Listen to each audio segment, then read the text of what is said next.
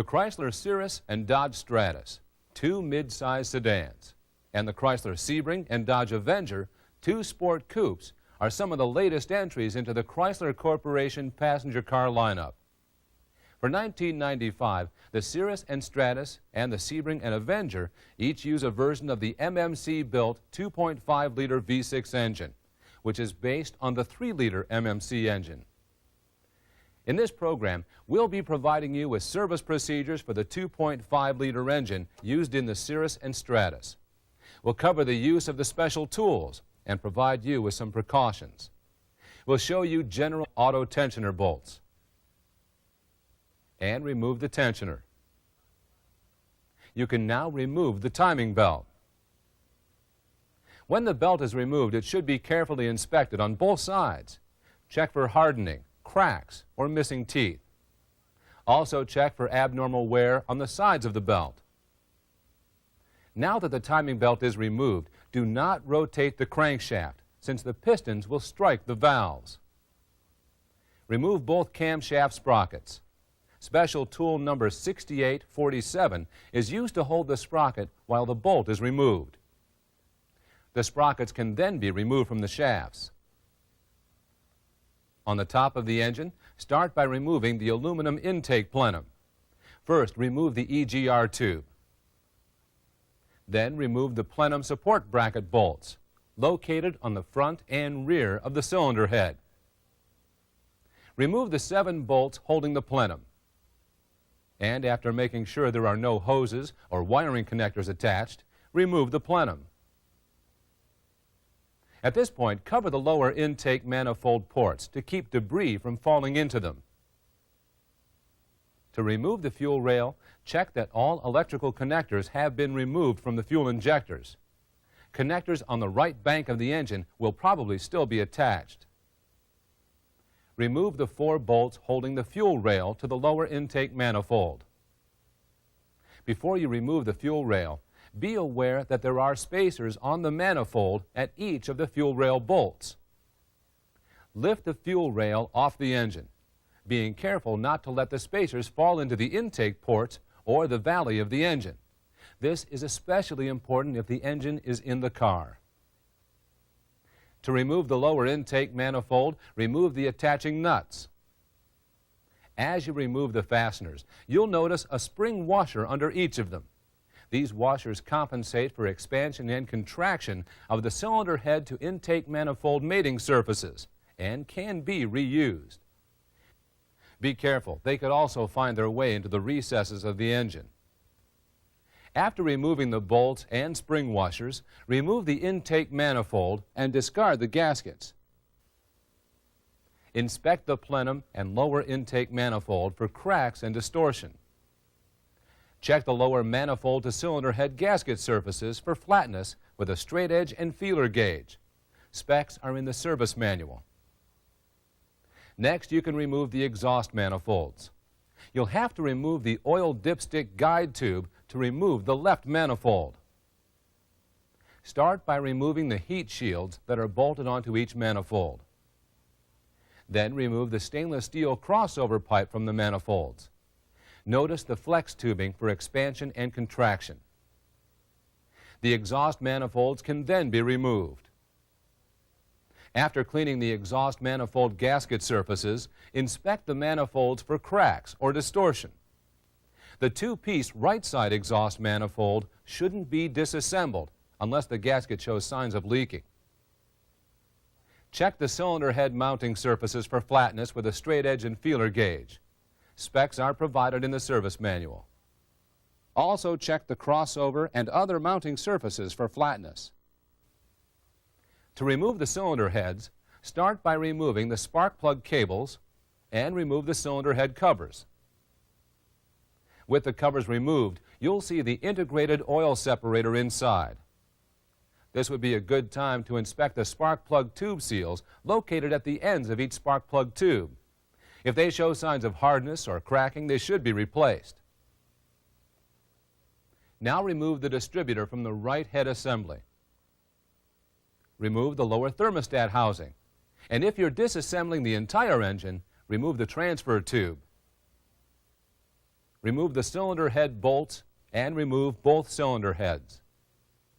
Now that the cylinder heads are removed, we'll get into valve train disassembly and inspection. But first, use your head to answer this review question.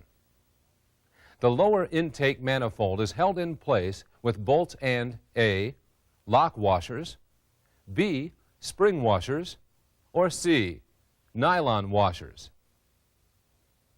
The answer is B. Spring washers are used to compensate for expansion and contraction of the cylinder head to intake manifold mating surfaces.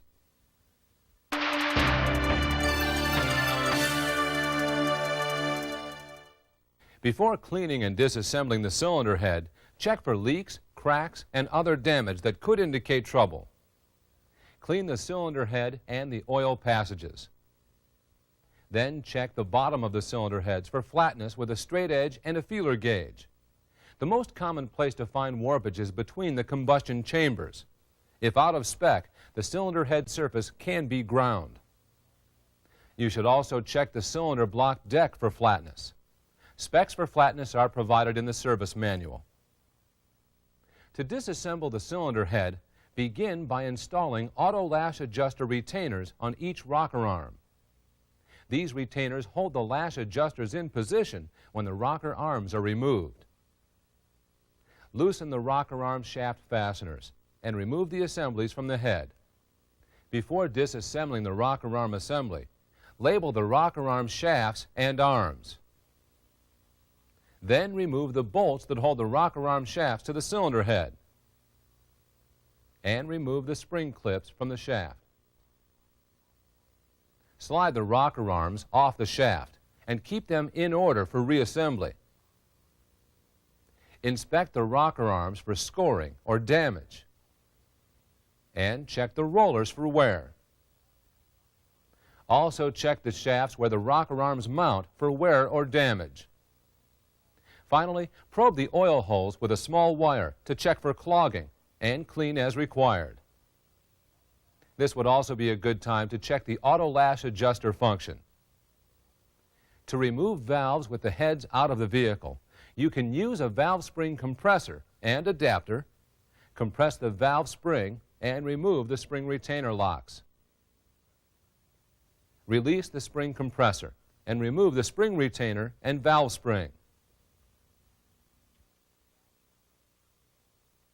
The valve can now be removed.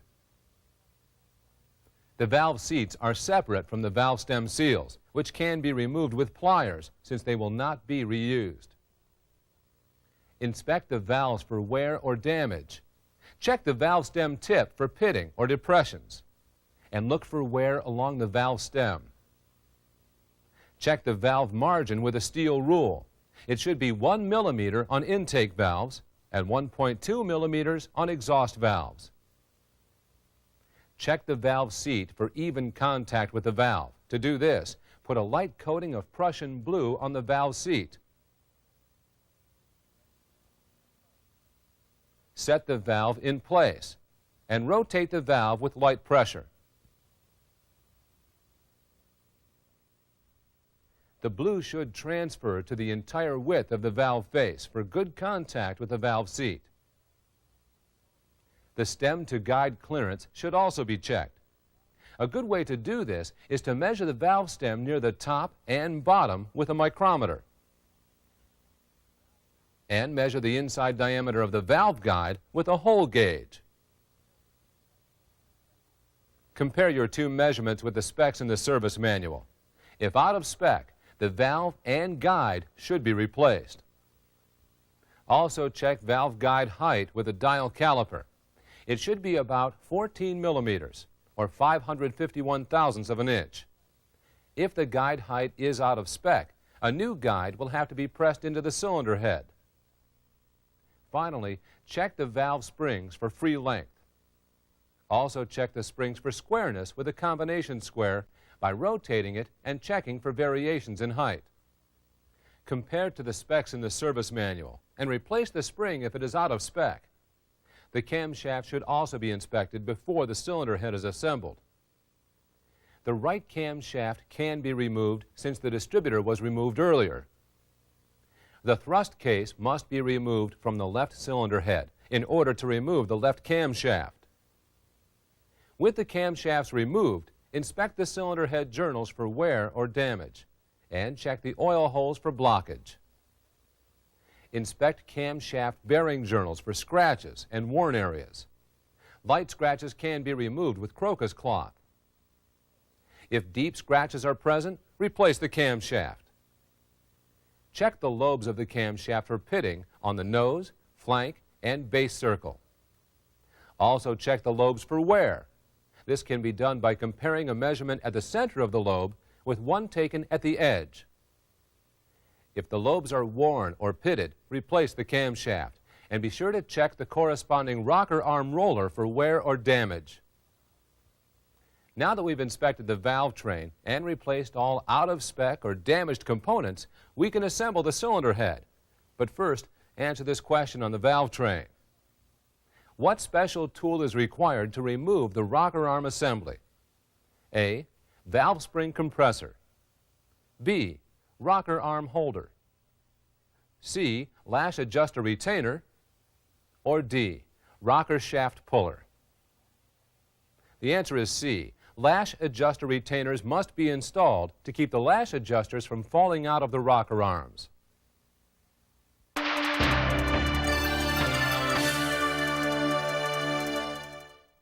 Begin your cylinder head assembly by lubricating the camshaft journals. Carefully install the camshafts into the cylinder head. Install the thrust case on the rear of the left cylinder head and torque the fasteners to 85 inch-pounds. Now install the new camshaft seals. The left camshaft seal is installed using special tool number 6863. The right camshaft seal is installed using special tool MD 998713. Before installing the valves, coat the valve stems with clean engine oil. Insert a valve into the cylinder head and support it from the bottom. Intake and exhaust valves get different valve seals. Intake valve seals are silver, exhaust valve seals are black. Install the valve seal on the valve guides using the special valve seal installer.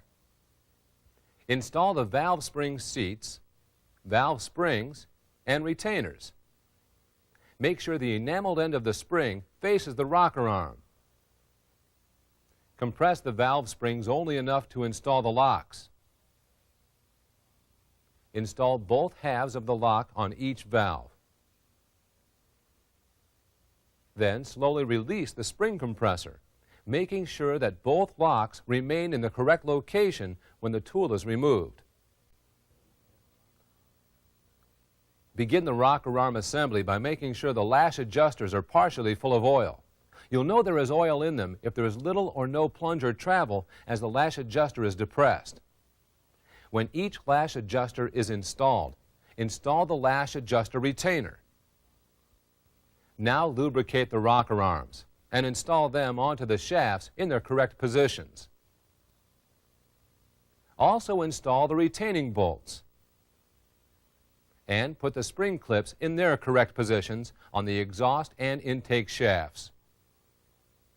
Install the rocker arm shaft assemblies with the flats in the rocker arm shafts facing toward the timing belt side of the engine for the right cylinder head.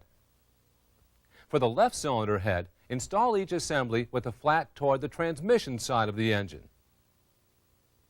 Tighten the rocker arm retaining bolts to 200 inch-pounds in the correct sequence. This information is provided in the service manual. Finally, remove the lash adjuster retainers from the rocker arms. Now that the cylinder head is assembled, we'll move on to the lower engine. But first, assemble your thoughts for this review question. Which color valve seal is installed on the intake valve guide? A. Silver, B. Black, or C. Brown? The answer is A.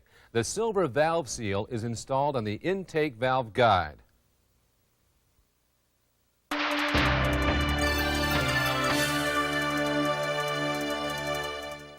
To begin disassembly of the lower engine, start by removing the oil pan. Also remove the oil pickup tube. Next, label the piston and rod assembly at the connecting rod and cap with the cylinder number. Remove the connecting rod caps and carefully remove the pistons and connecting rods from the cylinders. As you remove the caps and pistons, inspect the connecting rod bearings for unusual scoring or damage. Connecting rods are replaced with pistons as an assembly. To remove the crankshaft, begin by removing the crankshaft-driven oil pump at the front of the engine. Notice that the oil pump case retains the front crankshaft oil seal. Next, remove the rear oil seal retainer and seal as an assembly. Release the monoblock main bearing cap bolts gradually and evenly across the cap. And remove the main bearing cap assembly. The crankshaft can now be lifted out of the block. Inspect the lower main bearings for signs of scoring or other damage as you remove them. You should also remove the lower thrust bearings and inspect them. Next, identify and inspect the upper thrust bearings and main bearings as you remove them to identify problem areas. With the lower end of the engine disassembled, you can inspect and measure lower end components. We'll begin with the cylinders and pistons. Using a shop light, closely inspect the surface of each cylinder wall for vertical scratches, scoring, or cracks. If not badly scored or scratched, the cylinder should be measured for taper and out of round. After cleaning and deglazing the cylinders, use a dial bore gauge to make checks perpendicular and parallel with the crank bore center line. The top checks should be made about half an inch below the deck. The middle checks should be made about halfway down. And the bottom checks should be made about half an inch up from the bottom. Specifications are provided in the service manual for maximum taper and out of round. Also measure the cylinder bores. Standard bore dimensions are provided. If the bores are damaged or out of spec, the cylinders will have to be machined or the block replaced. The pistons should also be inspected and measured. Look for cracked skirts, worn ring grooves, cracked ring lands, or other damage. If the pistons look okay, they should be measured for wear. Measure across the piston at 12 millimeters above the bottom of the piston skirt on the thrust face. Compare these measurements with the cylinder bore measurements. Average piston to cylinder clearance is about 25 thousandths of a millimeter. If the piston to cylinder clearance is excessive, you must either obtain the correct size standard piston or machine the cylinders and use oversized pistons. And remember, pistons and connecting rods are replaced as an assembly. Next, we'll inspect the crankshaft and connecting rod bearings and journals. Visually check the crankshaft, main, and connecting rod bearing journals for wear, scuffs, or scoring. Very fine crocus cloth may be used to clean up minor burrs or marks. If the damage is serious, the crankshaft must be replaced. If the journals pass a visual inspection, their outside diameters should be measured in order to select the proper bearing size. You should also check the journals for taper and out of round. Taper is checked by measuring each journal outside diameter at both ends. Out of round is checked by measuring the journal from side to side and comparing it to a measurement from top to bottom. Each crankshaft main bearing journal measurement is used along with the clearance measurement to select the proper bearing for that journal. Bearing sizes will be different from journal to journal. The different bearing sizes can be identified by color markings on their edge. Also remember to order a set of new thrust bearings when you order the main and rod bearings. When the proper bearings are selected, crankshaft main bearing oil clearance should be checked with plastic gauge before the lower end is assembled. You'll also have to use plastic gauge when reinstalling the connecting rod bearings. Install the upper main bearings, making sure the oil holes are in alignment and the bearing tabs seat in the block. All upper bearings have oil grooves. Install the crankshaft in the block. Install the lower main bearings without the oil grooves in the monoblock cap. Cut 4 pieces of Plastigauge to the width of the main bearings and place them on the crankshaft journals. Install the bearing cap and bolts. Clearance should be measured with the block upside down, so the weight of the crankshaft is on the block, away from the Plastigauge. Don't rotate the crankshaft or the Plastigauge will be smeared. Torque the bolts to 40 foot-pounds.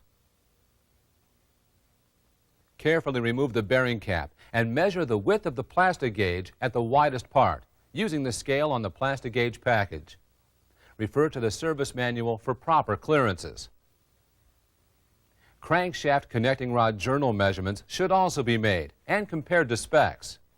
If within specs, install the rod bearings in the rod caps and rod ends. Make sure the bearing position notches are on the same side and aligned correctly. Now check the connecting rods for rod bearing clearance. Rod bearing clearance is also measured with Plastigauge. Rotate the crankshaft until the connecting rod journal to be checked starts on the way up from the bottom of its stroke. Install the piston and connecting rod. Place the Plastigauge across the bearing cap, about 1/4 inch away from the oil hole. Install the bearing cap, making sure alignment marks made during disassembly are lined up on the rod and cap. Install the fasteners and torque to 40 foot-pounds. To check connecting rod bearing clearance, remove the bearing cap and measure the Plastigauge. Compare the measurement with the specs in the service manual. Oh, and one more thing. Be sure to clean the Plastigauge off the bearing surfaces after your clearance checks are completed. Another check of the connecting rod is side clearance, the distance between the rod and the crankshaft. This clearance is measured with a feeler gauge. If not within specs, crankshaft journal or connecting rod width is incorrect. When the measurements of the lower engine are all within spec, you can begin engine assembly.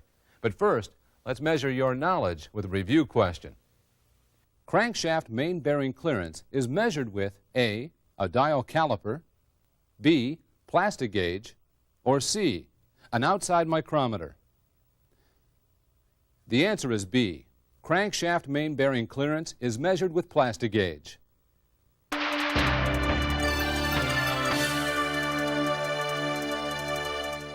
With the main bearings installed, you only need to install the upper thrust bearings before installing the crankshaft.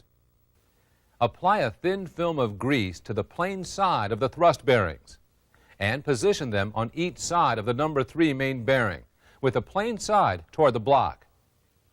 The upper front thrust bearing does not have a tab. The upper rear thrust bearing does have a tab. Oil the bearings and journals and install the crankshaft. Install the other pair of thrust bearings in the cap at the number 3 bearing. The lower front thrust bearing has a tab. Carefully install the bearing cap assembly with the arrow on the cap toward the front of the engine. Oil the bearing cap bolt threads and install the bolts. Torque progressively in the correct sequence to 60 foot-pounds. At this point, crankshaft end play should be checked. To do this, mount a dial indicator to the front of the engine, locating the probe on the nose of the crankshaft. Move the crankshaft all the way to the rear of its travel. Zero the dial indicator. Move the crankshaft all the way to the front and read the dial indicator. Your measurement should be within the specs in the service manual. If the end play is within specs, you can continue with engine assembly. If not, check for crankshaft wear. Install the rear crankshaft oil seal in the housing with a special rear seal installer. Then apply a 3mm bead of Mopar silicone adhesive to the oil seal housing, circling all the mounting holes. For corner sealing, apply a 3 to 6mm drop at each corner. Apply a light coating of engine oil to the entire circumference of the oil seal lip, and install the seal assembly on the cylinder block. Tighten the bolts to 104 inch-pounds. Before installing the front oil seal, you must install the oil pump housing. Apply Mopar gasket maker to the oil pump housing and install the oil pump. Now install and tighten the oil pump bolts. A diagram of bolt sizes, locations, and torque specs are provided in the service manual. Using front crankshaft oil seal installer and guide, install the oil seal in the oil pump. We're now ready to install the pistons and connecting rods. Before installation, be sure the piston rings are measured and installed properly using the procedures in the service manual. Install connecting rod bolt protectors on the rod bolts. To install the pistons, immerse the piston head and rings in clean engine oil. Slide the ring compressor over the piston and tighten. Rotate the crankshaft so that the connecting rod journal is centered in the cylinder bore at the bottom of its stroke. Coat the cylinder bores with engine oil and install the piston into the cylinder with the directional arrow on top of the piston facing the front of the engine. Tap the piston down the cylinder bore using a wooden hammer handle. At the same time, guide the connecting rod into position on the crankshaft journal. Install the rod caps with the bearings installed, and install the nuts on cleaned and oiled rod bolts, and torque to 40 foot-pounds. With the bottom end of the engine assembled, you can install the oil pickup tube and the oil pan. When installing the oil pan, make sure both surfaces are clean and apply a 4 millimeter diameter bead of silicone sealant to the oil pan, going around the inside of all mounting holes. Install the pan and tighten the screws to 50 inch-pounds. Before installing the cylinder heads, back the crankshaft sprocket 3 teeth below top dead center to prevent piston contact with the valves. Make sure the head and block surfaces are clean and install the head gasket over the locating dowels, making sure that no oil or coolant passages are blocked. Install the head on the locating dowels. Install the 10 millimeter Allen head bolts with washers and tighten the bolts in the proper tightening sequence. Tighten the bolts gradually, working in 2 or 3 steps, and finally torque to 80 foot-pounds. Install the transfer tube and the lower thermostat housing. Be sure to use new gaskets and O-rings on cooling system components. Install the distributor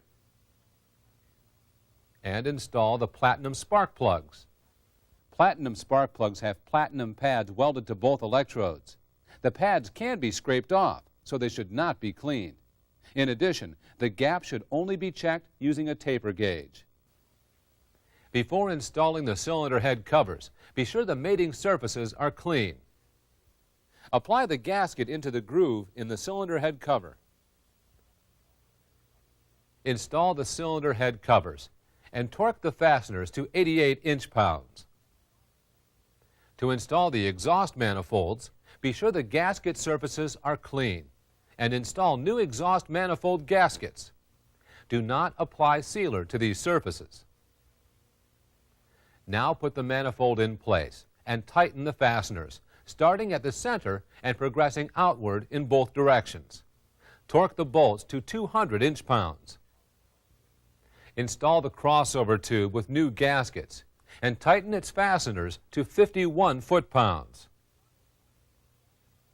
Finally, install the exhaust manifold heat shields and tighten the attaching screws.